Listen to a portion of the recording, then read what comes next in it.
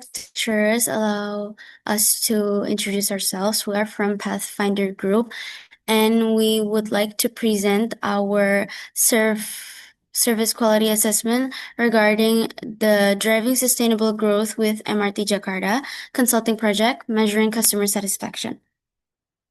My name is Anna Oranichka. My name is Wafa Amalia. My name is Atala Muhammad Raditya Pratama.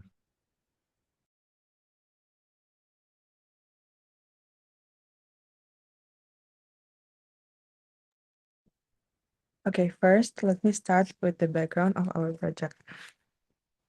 Jakarta faces chronic traffic congestion which reduces productivity and increases environmental impact. To address this issue, the government introduces MRT Jakarta in 2019. MRT Jakarta offers a modern, reliable, and sustainable transportation solution. It is designed to be comfortable, clean, and up-to-date, while also ensuring safety and punctuality for daily users. At the same time, it helps reduce traffic and pollution in the city. In terms of service, MRT provides fixed train routes with designated stations, a consistent operating schedule, and digital ticketing system using e-money and QR. The trains are also clean, air-conditioned, and maintain high safety standards. For our target market, we focus on daily commuters, especially office workers and students, as well as urban residents in Jakarta. Additionally, we also consider occasional user and tourists. Overall, MRT Jakarta is positioned as clean, reliable, and comfortable urban mobility solution. Thanks. Jakarta is one of the most congested cities in Southeast Asia, with mobility dominated by private vehicles. This creates three main problems: congestion, productivity loss, and pollution. Because of this, the government promotes mass public transportation, including MRT Jakarta. In this ecosystem, MRT doesn't compete like a typical product. It competes with alternatives like KRL, Transjakarta, ride-hailing, and private vehicles. Each has trade-offs. For example, KRL is cheap but overcrowded. Ride-hailing is convenient but expensive. And private vehicles offer flexibility but face traffic. So MRT positions itself on speed, punctuality, comfort, and reliability, which become the key factors we evaluate in this study. MRT Jakarta does not only compete on speed, but also on reliability, lifestyle, and overall user experience. Customer satisfaction plays a key role in encouraging people to shift from private vehicles to public transportation.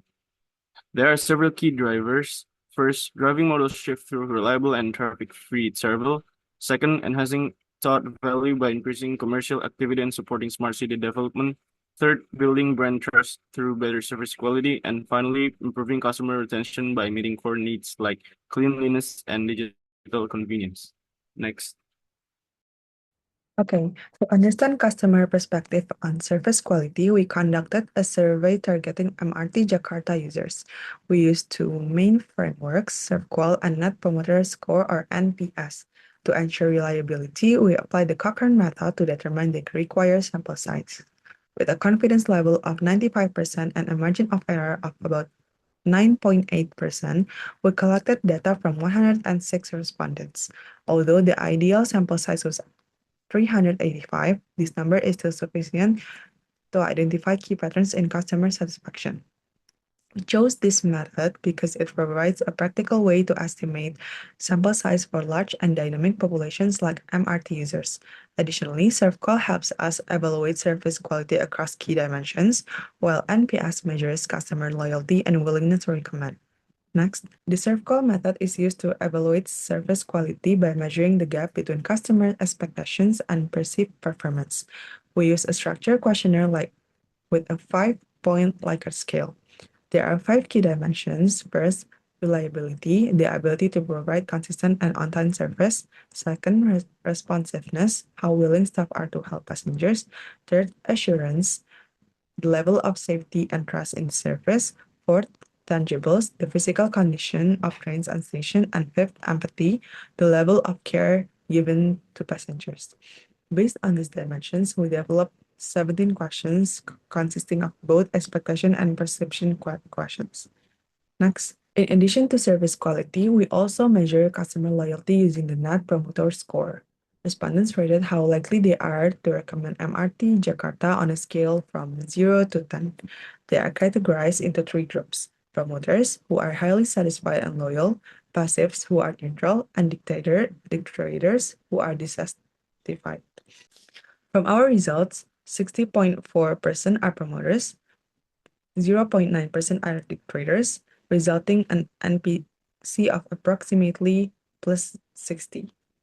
This is considered a very good score, indicating high customer satisfaction and strong loyalty. Most users are likely to recommend MRT Jakarta to others. Next. In this slide, we break down customer satisfaction into several key dimensions: reliability, tangibles, responsiveness, convenience, value, and overall experience. Each dimension is supported by specific indicators. For example, reliability is reflected through punctuality and consistency, while tangibles include cleanliness and comfort. These indicators are then translated into simple, user-friendly survey questions that directly capture real user experience when using MRT Jakarta. Next. Customer satisfaction is an abstract concept, so it cannot be measured directly. To address this, we operationalize it using SurfQual framework, which allows us to convert each dimension into measurable survey items. For example, reliability is measured through on-time performance, while responsiveness focuses on how quickly and effectively staff respond to user needs. This ensures that each question has a clear connection to a specific aspect of service quality.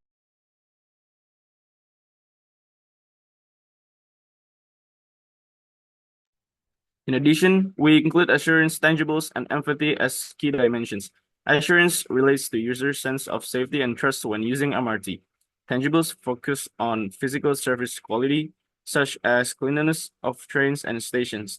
Empathy captures the emotional side of user experience, whether users feel comfortable and enjoy the service.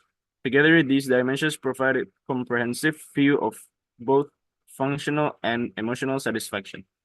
Next.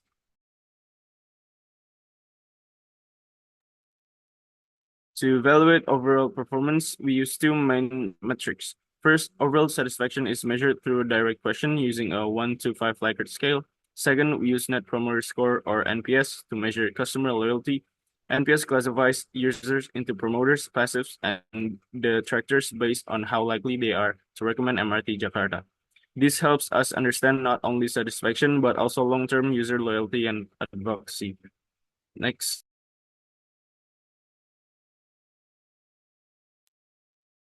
To ensure reliability and validity, we carefully designed the survey to minimize ambiguity and bias.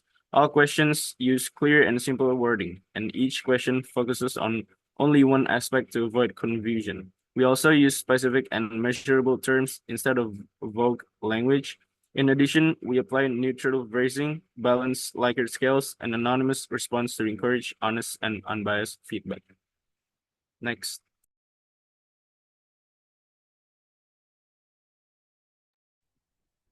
So for the data collection, we specifically targeted actual MRT users, not the general populations. The respondents are mostly aged 18 till 35, urban students and young professionals living or working in Jabodetabek, and with at least occasional MRT usage. This is important because service quality must be evaluated based on real experience, not just assumptions. We use proposive sampling to ensure depth of insight rather than broad representation. Also, one non-user response was kept only for NPS but excluded from SurfQual to avoid bias.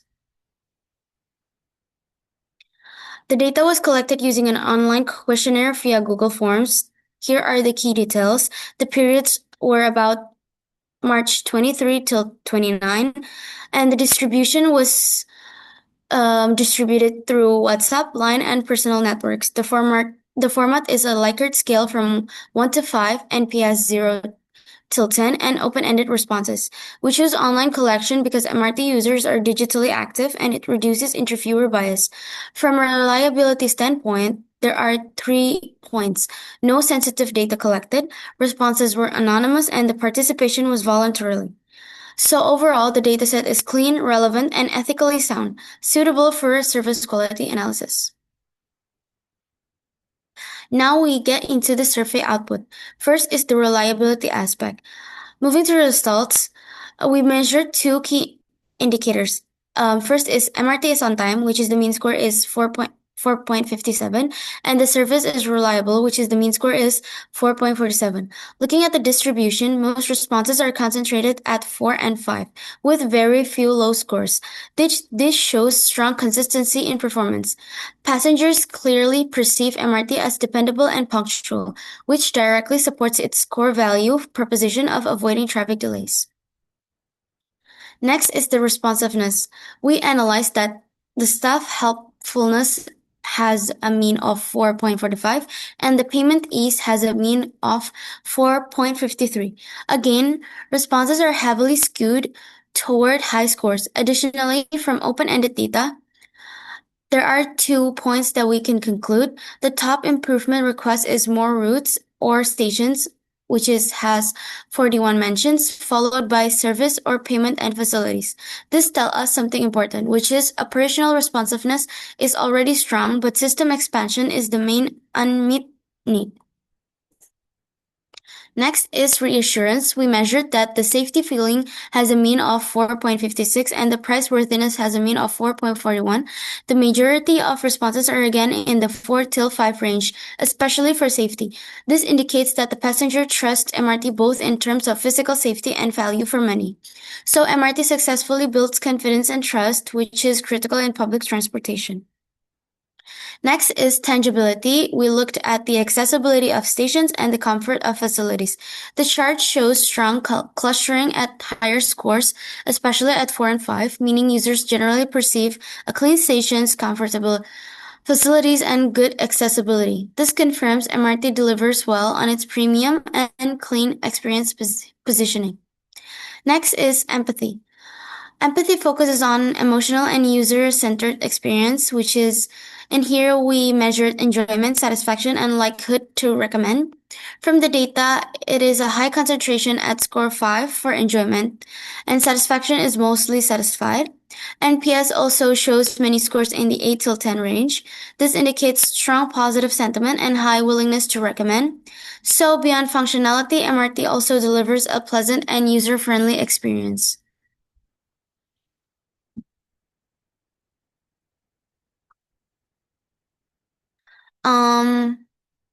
And then for the gap analysis, we shows that it's using a modified SERVQual approach.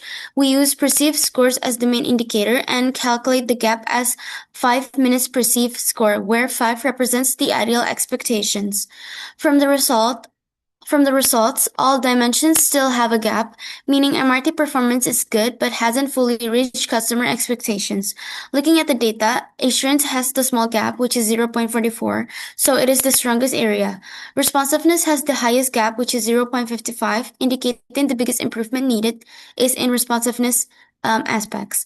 And then reliability, empathy, and tangibility are in the moderate range, which is we can give key takeaways, which is MRT is already performing well overall, but needs to improve, especially in service speed, staff responsiveness, and consistency in punctuality. Okay, now let's look at the business implications. From our findings, lower scores were observed in responsiveness and empathy. This suggests there are gaps in service interaction and user support. On the other hand, high scores were seen in assurance and value. This means MRT performs strongly in safety and price-worthiness. With an NPS of around 60, MRT Jakarta has a strong competitive advantage and high potential for word-of-mouth growth. In terms of impact, first, high satisfaction drives ridership growth and long-term retention. Second, a positive experience encourages people to shift from private vehicle to public transport, supporting sustainability goals. However, service gaps in accessibility and responsiveness may limit future scalability if not improved. Overall, MRT Jakarta shows a strong performance, but there are still key areas that need improvement. Next. So, based on our findings, we identified 3 key priorities for improvement. First, improving staff responsiveness as it shows the highest gap and is the main driver of dissatisfaction. Second, enhancing reliability, particularly in maintaining consistent schedules and reducing delays. Third, expanding accessibility and network coverage to improve convenience and connectivity. These priorities are expected to significantly improve customer experience, increase satisfaction, and strengthen long-term user loyalty. That's all from our group. Thank you for your attention.